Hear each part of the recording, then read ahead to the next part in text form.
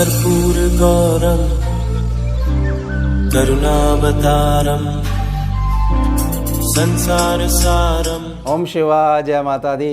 पुनः स्वागत है आप सभी का। चलिए हमारा विषय ले लेते हैं। जुलाई महीना जो है वृश्चिक राशि के जो जातक हैं उनके लिए कैसा रहेगा। पहले छोटी सी प्रार्थना रहेगी जिससे थोड़ा सा अगर भ्रम बना हुआ है वह दूर हो जाए, प्रयास रहेगा मेरा। और हमेशा ही मैं हर वीडियो में प्रार्थना करता हूँ, जो भी राशि की वीडियो आती है या कुंडली की स्कैनिंग जो करी जाती है वह करी कैसे जाती है, उस पर स्पेशल जो वीडियो जो बनाई जाती है, समझाया जाता है। देखिए ऐसे ऐसे दृष्टि होती है। नाम से स्कैनिंग की फील्ड में कोई भी राशि काउंट नहीं होती है। आपने अपने हिसाब से कोई भी नाम रखा हुआ है और उस राशि को आप ढूंढ रहे हो, क्योंकि आपका जो नाम जिस अक्षर से स्टार्ट होता है वही वर्ण जो है उस राशि का दिया हुआ है, तो आपने यह समझ लिया है कि आपकी राशि वह कहलाएगी। यह बिल्कुल ठीक नहीं है। राशि केवल चंद्र राशि कहलाती है। चंद्र राशि वही होती है कि जिसमें जातक को यह पता हो, जैसे वृश्चिक राशि है, कि मेरी लगन कुंडली में जहाँ पर चंद्रमा बैठे हुए हैं लगन कुंडली में फर्स्ट हाउस में D1 चार्ट में, वहाँ पर केवल और केवल अगर 8 नंबर लिखा हुआ है, 1 में से 12 तक जो अंक हैं उसमें केवल अगर 8 अंक लिखा हुआ है तो ही मेरी चंद्र राशि वृश्चिक कहलाएगी। नाम मैं चाहे 2 रख लूँ, 3 रख लूँ और उसको व्यर्थ में जोड़ूँ इससे कि मेरा नाम ये है तो मेरी राशि यह हो गई। ना मुझे डेट ऑफ बर्थ पता है, ना टाइम ऑफ बर्थ पता है, ना प्लेस ऑफ बर्थ पता है, कुछ ज्ञान ही नहीं है या टूटा टूटा ज्ञान है। जब तक ये 3 चीज़ें नहीं होती हैं तब तक लगन स्पष्ट नहीं हो सकता है। तो पहली प्रार्थना ये। दूसरी प्रार्थना यह है कि हाँ, मुझे ये बिल्कुल अच्छे से क्लियर है कि मेरी जो है चंद्र राशि जो है वह वृश्चिक ही है। मेरी लगन कुंडली में मैंने स्वयं जांचा है कि चंद्रमा जहाँ बैठे हुए हैं वहाँ 8 नंबर लिखा हुआ है। इस आधार पर मैं वृश्चिक चंद्र राशि का जातक हुआ। तो इस संपूर्ण पृथ्वी पे जितने चंद्र राशि जिनको क्लियर है कि हाँ मेरी वृश्चिक है, बताया गया गोचरीय प्रभाव है, उन सभी में समान भाव से भाग कर दिया जाएगा, डिवाइड कर दिया जाएगा। तो आपके हिस्से में कितना आएगा। तीसरी चीज़ समझिएगा इसको इस उदाहरण से कि मान लीजिए ये गणना करी गई है कि वृश्चिक राशि के जो जातक हैं, वह जो जातक हैं उनके ऊपर जो है बहुत तेज़ी से बारिश का पानी बरसेगा या उनके जो क्षेत्र में बहुत तेज़ी से बारिश होगी, यानी कि बारिश का संपर्क आपसे होगा। मूल ये है। और एक शहर ऐसा है जहाँ पर केवल वृश्चिक राशि के जो जातक रहते हैं। एक नगर ऐसा है। अब बादल आएगा, बादल बारिश करके चला जाएगा, क्योंकि ये गणना समझाई गई है, फल बताया गया। मान लीजिए उदाहरण दे रहा हूँ, आप अच्छे से समझ जाओगे कि जुलाई महीने में वृश्चिक राशि के जो जातक हैं और बहुत जो है आनंद रहेगा, खूब बारिश होगी। अब उसमें कई जातक तो गोदी वाले बच्चे हैं, कई जातक जो हैं वो शहर में हैं ही नहीं, वो बाहर हैं, उस समय पे नहीं है जिस समय गणना करी गई है। कुछ वृद्ध हैं, कुछ जो है उनका स्वास्थ्य ठीक नहीं है, कुछ उस समय सोए हुए हैं और कुछ जो है सचेत हैं लेकिन उस दौरान घर से बाहर ही नहीं निकले। यानी प्रयास नहीं करा गया, कर्म नहीं करा गया, तो बारिश का जो आनंद मिलना चाहिए था, जैसा बताया गया था, वो नहीं मिला। अब उसके बावजूद वो कंप्लेंट कर रहे हैं कि ये कुछ नहीं होता है, सब बेकार की बातें हैं। समझेगा कि पहले ही भ्रम जो है वो बना हुआ है कि मेरा नाम यह है तो मेरी राशि यह हुई। और अगर ये सारी चीज़ें भी ठीक बैठ जाती हैं तो यह केवल चंद्र राशि है। इसमें बताई गई जो गणना होती है, जो अनुमान लगाया जाता है, वह मानसिक आधार पर कार्य करता है। यानी कि जो स्थिति बताई गई है वैसे वैसे विचारों का प्रवाह आपके मन में उत्पन्न होगा। ये ऑटोमेटिकली उत्पन्न होगा। कितने प्रतिशत होगा डिवाइड कर लीजिएगा, जितने भी आप हो इस पूरी पृथ्वी पे। यानी कि इसको बेहतर से समझने के लिए गोचरीय प्रभाव पर ज़्यादा ध्यान देने की आवश्यकता नहीं है। आपको अपनी लगन कुंडली की पूर्ण नॉलेज होनी चाहिए और साथ में अगर गोचर मिला के चलोगे तो चंद्र कुंडली भी खोल कर रखनी पड़ेगी। तो ये सारी बातें बहुत ठीक ढंग से आपके ऊपर प्रभाव डाल रही हैं, नहीं डाल रही हैं, या क्या सावधानी रखनी चाहिए, वही क्लियर हो पाएगा, स्पष्ट हो पाएगा। मैं किसी भी प्रकार के भ्रम में नहीं डालना चाहता। जो स्कैनिंग की विद्या है वह ज्योतिष विद्या से पूर्णतः अलग है, बिल्कुल अलग मार्ग है। लगन पे हम भी कार्य करते हैं, हमारा देखने का ढंग स्कैनिंग विद्या से है। ये मैंने आपको बात क्लियर कर दी है। अब मूल समझिए कि जो चंद्र राशि है, वृश्चिक राशि है, ये जुलाई महीने में क्या मूल बनेगा, मूल क्या निकल के आएगा। तो भाग्य और धन प्रवाह बढ़ेगा। कैसे बढ़ेगा, क्या क्या चीज़ होंगी, उसको अब हम समझते हैं। सबसे पहले इस कुंडली में आप आ जाइए, शनि के ऊपर आ जाइए, जहाँ शनि बैठे हुए हैं। ये आपका सुख स्थान है, चौथा भाव है, यहाँ कुंभ राशि आती है। इसके आगे वी लिखा हुआ है। वी का मतलब है कि ये वक्री हो जाएंगे 29 जून से लेकर 15 नवंबर तक, ठीक 139 दिनों के लिए। स्कैनिंग में जब जब शनि वक्री होते हैं, हर वर्ष वक्री होते हैं, तो शनिदेव के पास केवल स्कैनिंग के पैनल में एक दृष्टि आ जाती है, द्वादश दृष्टि, यानी अपने से जो पीछे वाला घर है वहाँ भी देखते हैं, और वहाँ को जब निहारते हैं तो गोचरी गणना के आधार पर उनकी दृष्टि थोड़ी सी मीठी बनी रहती है, यानी कि आप इसको कह सकते हो कि थोड़ी सी शुभ बनी रहती है। आप समझिएगा कि शनिदेव की जो दृष्टि है जब वह पीछे पड़ेगी तो यहाँ पर होगा क्या कि 29 जून से लेकर 15 नवंबर तक जो भी कार्य करे जाएंगे उसमें जो आपका परिश्रम है उसका फल आपको मिलना ही मिलना है। यह नहीं हो सकता कि आपने जिस प्रोजेक्ट के लिए मेहनत करी है और बिल्कुल ठीक ढंग से आप चलते हुए आ रहे हो, सभी नियमों की पालना करते आप आ रहे हो, तो आपको आपकी मेहनत का फल नहीं मिलेगा। ऐसा नहीं होगा, मिलेगा ही मिलेगा। अब वो आप देखिए कि आपने करा क्या। बारिश की भविष्यवाणी हुई तो बाहर निकल के कर्म करा या नहीं करा, वह देखिएगा। तो जीवन में नीतियाँ क्या हैं आपकी। ऐसा नहीं है कि कोई भी चीज़ है और आपकी नीतियाँ ही गलत हैं, कर्महीनता आपके अंदर है तो प्रभाव आपको मिल जाएगा। नहीं मिल सकता, आज तक किसी को नहीं मिला। माया में अटके हैं केवल वो लोग, और उसका सीधा प्रभाव पड़ेगा आपके भाग्य स्थान पे। यानी कि यह कहना बिल्कुल ठीक होगा कि यह जो शनि देव जो वक्री हो रहे हैं इसका आशीर्वाद मिलेगा, और मेहनत से आप स्वयं अपना भाग्य बनाओगे। अब मूल क्या है, भाग्य और धन प्रभाव बढ़ेगा। अब यहाँ पर जैसे शनि वक्री हो जाएंगे तो पंचम भाव में जो बैठे हुए मीन राशि के जो राहु देव हैं यह बिल्कुल न्यूट्रल होकर बैठ जाएंगे। यानी कि अगर ये अभी तक आपको थोड़ा सा परेशान करते आ रहे थे तो ये बिल्कुल न्यूट्रल होकर बैठ जाएंगे, ठीक 139 दिनों के लिए। यह कुछ भी अपनी तरफ से ऐसा प्रयास नहीं कर पाएंगे कि आपके कामों को थोड़ा सा प्रभावित करने का जो हमेशा चेष्टा बनी रहती थी, अगर है तो अब नहीं होगी। बिल्कुल आराम से बैठ जाइएगा, कुछ नहीं होने वाला।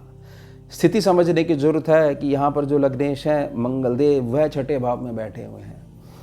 जब तक ये छठे भाव में बैठे रहेंगे तब तक आपको कोई सोल्यूशन नहीं मिलेगा। यानी कि किसी प्रकार की आप बैंक की लिमिट बढ़वाना चाहते हो, अपने व्यापार को आगे बढ़ाने के लिए, किसी प्रकार के अपने ग्रोथ के लिए लोन लेना चाहते हो, या किसी प्रकार से आप किसी के ऐसे संपर्क में आ गए जो मिसगाइड कर रहा है और बार बार ऐसा कह रहा है कि आप इतने पैसे मुझे दे दीजिए, तब तक ये भ्रम बना रहेगा। और यहाँ पर जो स्थिति है वह केवल आपकी 12 जुलाई तक बनी रहेगी, क्योंकि 12 जुलाई के बाद मंगल जो है आगे मूव कर जाएंगे, सप्तम भाव में मूव कर जाएंगे, जहाँ वृष राशि है 7th हाउस, वहाँ ऑलरेडी देवगुरु बृहस्पति बैठे हुए हैं। जैसे ये दोनों ग्रह एक साथ आ जाएंगे 12 जुलाई के बाद से, तब आप ये समझोगे कि व्यर्थ का चक्रव्यूह बन रहा था इस महीने के शुरुआत में, और भगवान की बड़ी कृपा रही, मैं उसमें नहीं फंसा। देखिए जो लोग फंसे उनके साथ क्या हुआ। ध्यान रखिएगा, बहुत स्थिरता होती है आपके अंदर। जिनका 8 नंबर है, वृश्चिक राशि है, चंद्र राशि है, तो थोड़ा सा भ्रम में मत पड़िएगा। ये 12 तारीख का तो टाइम है, इसको थोड़ा सा निकालिएगा, निकल जाएगा। हमेशा से आप ऐसा करते आए हो, कोई बड़ी बात नहीं है। अब आ जाइए अष्टम भाव पे। अष्टम भाव पर जहाँ पर 3 नंबर लिखा हुआ है, यहाँ पर 2 ग्रह बैठे हुए हैं, शुक्र और सूर्य। जब तक ये दोनों ग्रह यहाँ पर बैठे हुए हैं तब तक आप बहुत अच्छी उम्मीद मत करिएगा। केवल वह लोग अच्छी उम्मीद करिएगा जो बहुत ज़्यादा एक प्रकार के ऐसे क्षेत्र में है जिसको आप पॉलिटिक्स कह सकते हो, या ऐसे क्षेत्र में है जिनको जिसमें जो जन समूह हैं उनको प्रभावित करना होता है, उनके साथ डील करनी पड़ती है।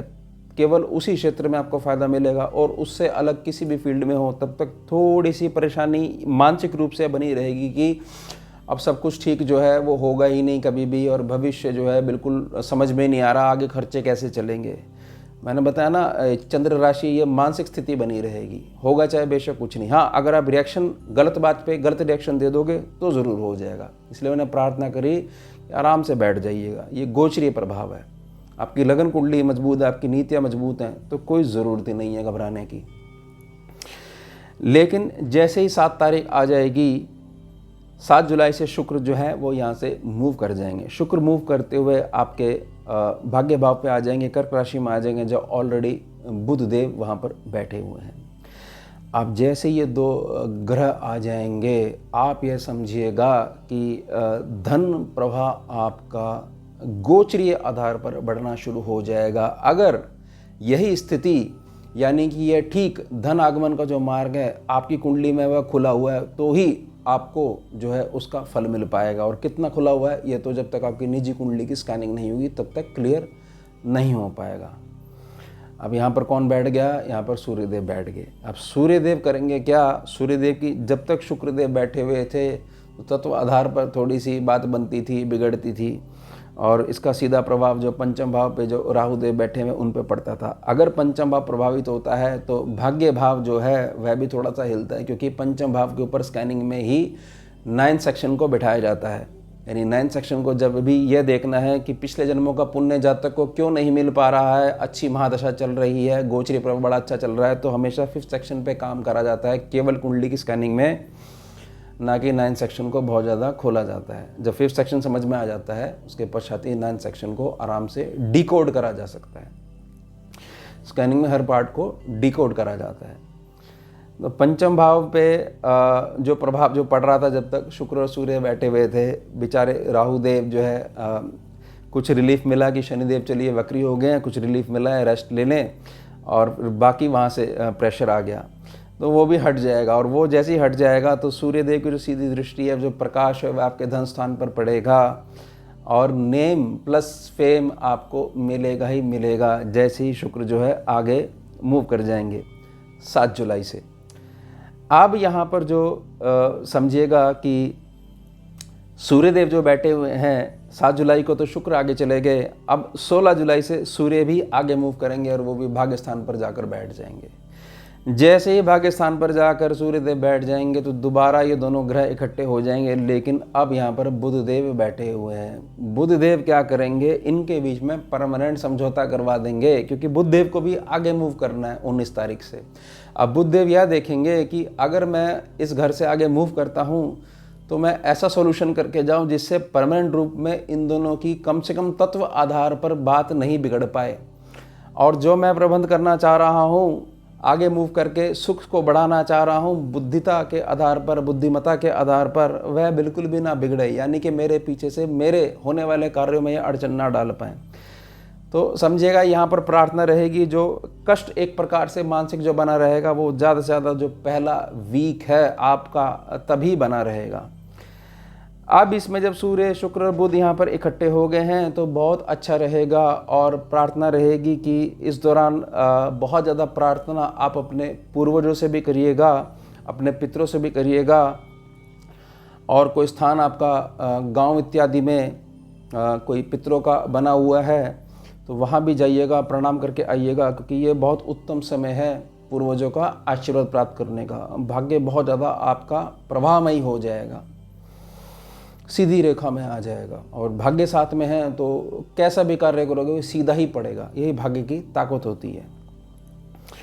अब जैसे 19 जुलाई आ जाएगी तो यहाँ बुधदेव जो बैठे हुए हैं यह भी जो है आगे मूव करेंगे, और आगे मूव करके सिंह राशि में आ जाएंगे। पूर्ण महीना लगभग यहीं रहेंगे, और बुधदेव जो है जैसे ही 10th सेक्शन में आ जाएंगे। यह ध्यान रखिएगा कि बुधदेव अकेले हैं, और अकेले बुधदेव के पास बहुत अच्छी ताकत होती है, क्षेत्र बड़ा अच्छा है, क्योंकि इनके पास एक गुण है कि ये 2 ग्रहों के टकराव को कम करते हैं तो कम अपनी ही ऊर्जा से करते हैं। जब ये बिल्कुल अकेले आ जाएंगे तो इनकी ऊर्जा केवल इनके पास ही सुरक्षित बनी रहेगी, और सीधा प्रभाव पड़ेगा जो शनिदेव बैठे हैं वक्री होकर, उनके साथ दृष्टि जो है मिलन हो जाएगा। एक प्रकार से बहुत ज़्यादा जो आपका मस्तिष्क है वह प्रभाव डालेगा आपके कर्म क्षेत्र पर, और भाग्य तो आपका क्लियर हो ही रहा है।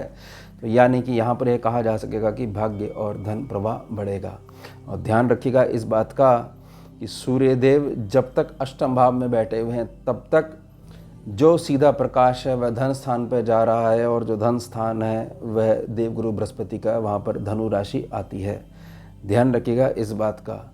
और वह जो बैठे हुए हैं अब मंगल के साथ बैठे हुए हैं, और मंगल एक प्रकार से उसको इंगित करते हैं कि 2 या 2 से अधिक मार्गों से जब आपके पास धन आता है, वह ठीक नहीं आ रहा है तो भी मंगल देखा जाएगा, और उसमें हमें और ज़्यादा अधिक करना है। 2 के बजाय 5 मार्गों से धन आना चाहिए हमारे पास, क्योंकि हमारा काम ऐसा है, हमारा जो है शाखाएं जो बिजनेस की हैं वो इस प्रकार की हैं, तो भी मंगल पे काम करा जाएगा। यानी कि जो पहले प्रार्थना करी गई कि केवल 7 जुलाई तक बिल्कुल ऐसे बैठ जाइएगा कि मैं कोई भी गलत डिसीजन नहीं लूँगा प्रेशर में आकर, ये बहुत अच्छे से आपका महीना निकलेगा ही निकलेगा।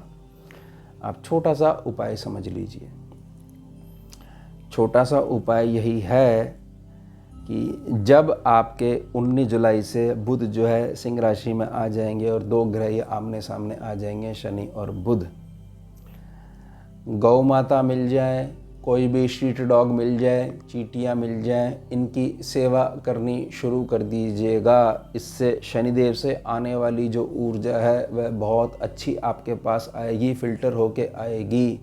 और यह जो 139 दिन है इसमें पूर्ण रूप से आप स्वयं के मस्तिष्क से, स्वयं की मेहनत से और पूर्वजों के आशीर्वाद से अपनी पूरी काया पलट कर दोगे, बहुत आगे बढ़ जाओगे। और ऐसा नहीं है कि हर महीने बार बार गोचरीय प्रभाव देखते रहो। एक बार कोई कार्य शुरू हो गया, गणना अगर हमने समझ ली कि इस समय पे अगर यह कार्य करा जाएगा, ऐसा नहीं है कि ये प्रवाह अगर लिखा गया कि धन बढ़ जाएगा, अगले महीने धन कम हो जाएगा तो आप ऊपर जा रहे हो नीचे जा रहे हो। नहीं, इसको ऐसे समझिएगा कि मासिक जो गोचर है उसको समझा हमने कि इस दिन में अगर हम ऐसा कार्य करते हैं और जो बताई गई बातें इसको लेके चलते हैं तो हम सीधे ट्रैक पर चलते ही रहेंगे।